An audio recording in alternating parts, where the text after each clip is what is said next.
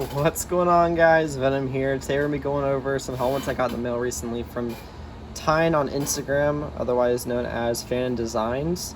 They're a new company out based in Europe, but they also have some people here in the US. So we're going to be going over them. It is the one right here on the furthest left. So we're going to be comparing them real quick, and then we're also going to be going over how they look decaled. Ignore that spot. And yeah, so get ready, sit down, buckle up. We got a lot of stuff to cover.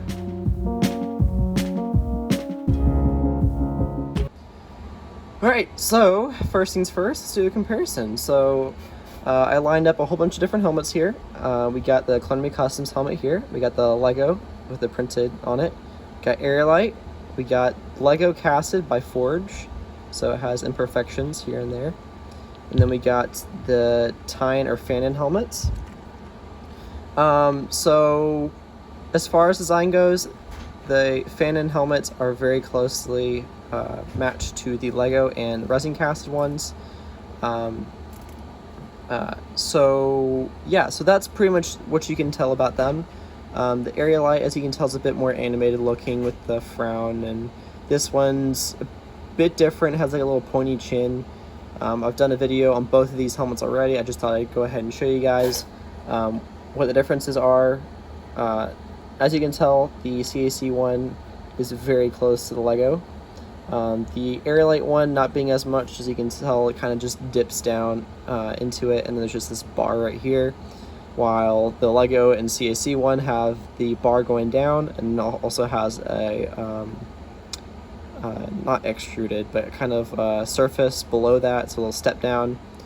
And then the Tyne helmets are also very closely resembling that of Lego, like I've already covered. So the main difference between Lego, resin, and the Tyne helmets, the Lego and the Tyne or Fanon helmets are injection molded professionally. So they are hard plastic, much like Lego. Legos are also injection molded.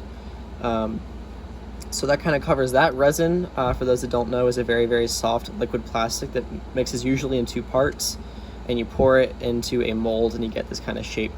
Unfortunately, due to the way the mold was formed, this back piece was sanded down very heavily, as well as part of the fin, as are common to most Forge helmets now. Another difference between the back side of the Lego helmets is also the fact that this bar down the middle is very, very slightly smaller, and I'll go over that in a little bit with the decal application. So let me know what you think in the comments below, which helmet you would prefer. The Lego one, as you guys can tell, very, very much closely matches that of Lego. Very, very closely. The color, even on some, closely match. Lego usually aren't this bright. This one just is a very, very mint condition helmet that I happened to grab in one of my drawers. But as far as color goes, with my LED lights, there's not much of a difference that you can tell. However, the resin casted ones are bright white, as you can see. Ooh, my bad. But this one right here is ever so slightly yellowed a little bit. So if you look at it, this one's a bit more solid, but this one's kind of more gradual. It's, again, you can't really tell much of a difference between the two. If you were to apply decals to this one, you can't tell much, honestly. I'm giving you guys my honest opinion. I know I am selling these. I'll tell you guys more about that in a little bit. But I want to give you guys my honest opinion on these. So I'm just going to put these to the side for right now. One thing I do want to mention to you guys is helmets sticking on. That's a reoccurring issue with casted helmets. They don't like to stick on. So I got myself a Forge cast right here in my Neo Doom. So nothing different. See, it's just like a Forge cast, everything the same, just like what I showed you. Nothing's been edited out, trust me. I'm gonna just show you guys how it would look. Is there like a bin or something I could do? Because I know it's gonna happen. So I got this, and just to show you guys how it stays on. So that's a Forge casted helmet. So to give you guys a representation of Lego ones, as you guys know, don't fall off, like so. So it stayed on. And then for the Tyne helmets, so the one I showed you guys earlier, the decaled one, this. So compared to the Forge, this is injection molded, like I said. So see, it won't come off. So you can't edit that out if you guys are concerned. It won't fall off. Forge casts will fall off. So, or any casted items, even by AV, will fall off. I've had a recurring issue with customers saying they don't stay on. I'm like, that's just what happens. It's become a normal standard, unfortunately. So, yeah, on to the next part of the video. Over the decal helmet, Doom helmet. I've been putting off the Doom tutorial for a little bit because I don't have either Doom Trooper or Doom decals. This is the Doom Specialist. I want to do a Doom or Doom Trooper just because it's more well known and the Specialists aren't well known. As you can tell here, there's a little bit of a smudge right here, and that's because a bug happened to fly into it when I was sealing it, which is very, very unfortunate. So I had to peel it off, and it left a little bit of a smear. But as far as the front decals go, the application was very, very smooth. The dome had a bit of a struggle because the sizing isn't exactly the same thing. I got some really soft decals. These are some older outdated stuff, so it's a bit different. And then the bottom side here, you guys can see it overlaps ever so slightly. I believe the Lego one comes out a little bit more than this one here. It kind of is more muted compared to other Lego helmets. So as far as the sides go, these also have a very, very slight difference. So at the tops here, it doesn't align perfectly. You can't really tell in this light, but you can see little white spots here and there because the decals don't cover it completely. Now that might have changed with more recent decals. This is an older sheet, like I said. It's updated to this year's template, but it's much different. And then going on to the back side of the lower part, you guys can see there's some overlap on the midsection here. And then there is a considerable amount of overlap here on this corner. And also this corner down here, not as much, mainly because I sacrificed a overlap here in the center. The same thing goes on this side. There's a bit of a gap right here with the decals. Not super noticeable with proper sealant and care, but just wanted to mention that. As far as dome decals go, these are the most difficult of them all. So getting them all sized up and everything, the sizing of the dome is not exactly what Lego is, so I had to play with them a little bit to kind of get them to stretch out and kind of bend how they needed to be. I use Microsol for this particular helmet, as I normally do for most of my helmets, just to keep it on and also keep its shape. So as you guys can see, it went on pretty good. There are little white gaps, just very small right here at the bottom here. Now you could patch that with paint, but just to show you guys how it would look if you decaled it, this is what would happen.